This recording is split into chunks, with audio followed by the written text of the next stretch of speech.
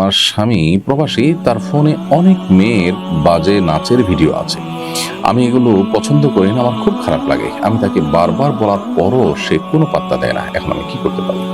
বোন সুমাইয়া, আপনি আপনার স্বামীকে অসৎ কাজ থেকে বাধা প্রদান করবেন, যেটা আপনি করছেন, এবং সে যেন নিবৃত্ত হয়, সেজন্য যাদেরকে দিয়ে নাসিহা করা সম্ভব হয়, যদি সে ক্ষুব্ধ হয়ে না যায়, চেষ্টা করবেন তাদেরকে দিয়ে নাসিহা করার।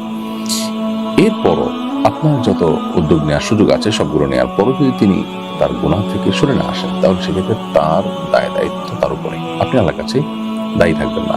স্ত্রী হিসাবে আপনার কাছে খারাপ লাগা কাজ করবে, সেটা খুবই স্বাভাবিক, এবং একজন ইমানদার হিসাবে, একজন মুমিনা হিসাবে এ ধরনের গুনাহ আপনার ঘরে করা হচ্ছে সেটি দেখে আপনার খারাপ লাগবে। সেজন্য আল্লাহর কাছে দোয়া করবেন, আল্লাহ যেন তাকে হেদায়েত দান করেন।